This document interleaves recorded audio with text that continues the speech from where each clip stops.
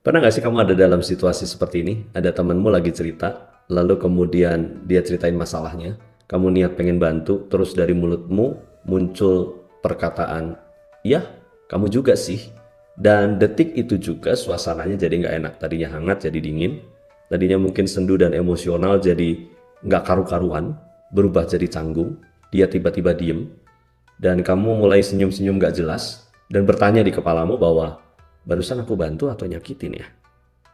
Atau kamu lagi nongkrong, minum kopi bareng-bareng sama teman-temanmu, sama gengmu, lalu iseng melempar jokes yang sifatnya fisik. Lu kok sekarang mukanya makin lebar ya? Semua ketawa kecuali satu orang. Iya, dia yang kamu omongin itu. Dan mungkin bermalam-malam berikutnya dia diam di kamar, nahan air mata sambil scrolling IG, cari tempat fitness, banding-bandingin dirinya dengan influencer yang kurus-kurus kayak artis-artis Korea itu. Nah, gengs, kita seringkali mikir bahwa selama kita punya niat baik, maka kata-kata kita bisa diterima. Padahal hidup itu nggak sesimpel itu, Ferguson. Dan hari ini kita bakal ngobrolin hal sepele yang dampaknya bisa gila-gilaan dan bisa bikin gila orang lain. Apa yang kita bicarakan yaitu soal bagaimana kita tidak menjadi beban meskipun mungkin kita belum sanggup jadi penolong. Yuk, tok-tok, siapkan kopinya dan kita bahas isunya dengan santai tapi serius.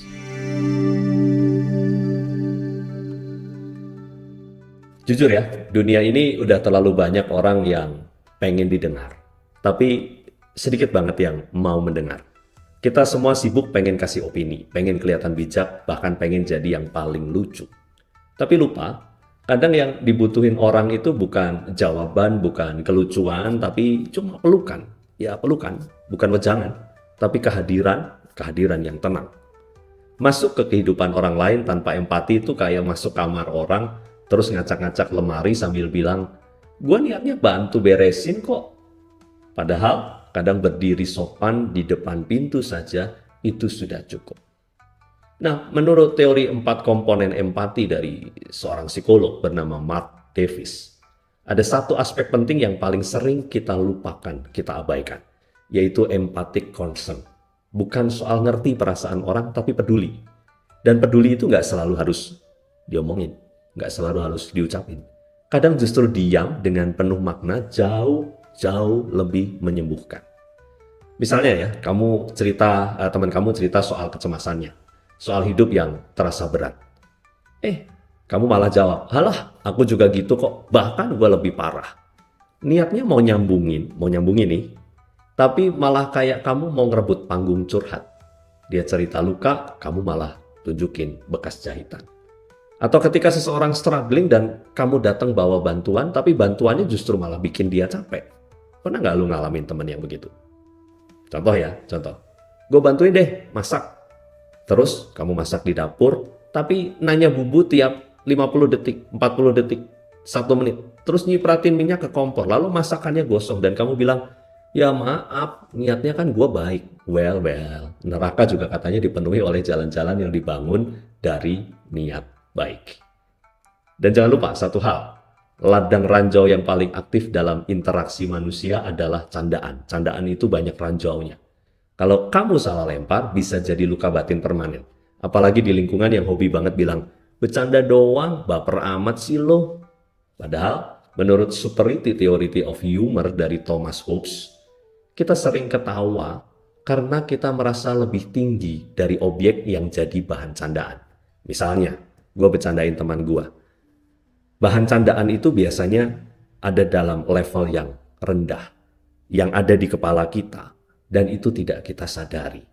Dan kalau kamu bikin lelucon, dan lelucon itu menjatuhkan orang lain, ya jangan heran kalau tawa itu datang barengan sama rasa sakit, rasa malu, dan harga diri yang remuk.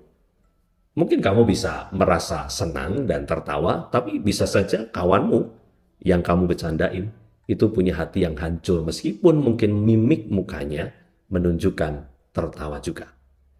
Emang sih, bercanda itu seni, tapi nggak semua orang seniman. Ingat, nggak semua orang seniman.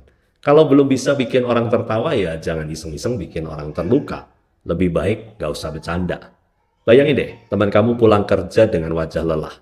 Kamu nggak sok bijak, nggak kasih nasihat, nggak buka TED Talk, kamu cuma nyeduhin teh, duduk di sebelahnya dan diem. Gitu aja deh, percaya deh. Kadang hal seperti itu jauh lebih menyentuh dibanding kalimat bijak dari buku motivasi. Ya ini lucunya hidup. Kita lahir nggak tahu apa-apa, tiba-tiba sekolah. Tiba-tiba ditanya mau jadi apa. Tiba-tiba dituntut dewasa. Tiba-tiba ditinggal orang-orang yang kita kasihi. Dan di tengah semua itu, di tengah absurditas itu, kita harus milih. Mau jadi yang menjernihkan atau mau jadi yang memperkeruh. Yang menguatkan atau yang melukai. Apa pilihanmu? Kita tuh nggak harus jadi pahlawan. Nggak harus, gua nggak harus jadi pahlawan. Cukup deh jadi manusia yang nggak nambah masalah. Jadi kalau belum bisa menghibur ya jangan menyakiti lah. Kalau belum bisa menolong, ya jangan tambah beban lah. Kalau belum bisa menjernihkan, ya jangan memperkeruh. Dan semua itu awalnya dari sini. Dari mulut kita, dari mulutmu. Simple, tapi berat. Dari hati meluap ke mulut, dan jagalah mulutmu. Jadi hari ini kita tarik nafas dalam-dalam, lihat ke belakang. Ingat kapan terakhir kita punya niat baik tapi malah bikin orang tambah sedih, tambah berat. Dan mulai besok, mari lebih pelan-pelan, lebih hati-hati. Karena semua orang juga sedang berjuang, apalagi situasi kita sedang susah. Kita cuma nggak tahu saja bentuk lukanya. Dan mari kita akhiri dengan kutipan yang mungkin harusnya kita hafal sejak kecil. Kutipan yang menolong kita untuk bisa menjadi sesama bagi orang lain. Kalau kita nggak bisa menjernihkan, setidaknya jangan memperkeruh. Kalau kita tidak bisa membantu, setidaknya jangan membebani. Kalau tidak bisa menciptakan tawa, setidaknya jangan menciptakan luka. So, tulis di kolom komentar, pernah nggak kamu sengaja memperkeruh suasana? Atau pernah nggak kamu disakiti oleh candaan yang katanya cuma bercanda doang, dan kemudian kita berhari-hari merasa hampa hidupnya?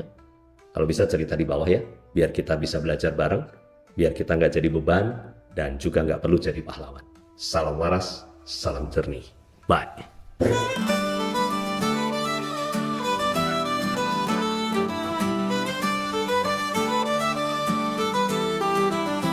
Saat gelap menyelimuti hati, kasihmu datang selalu abadi, mengajariku untuk mengampuni, mencintai tanpa benci diri.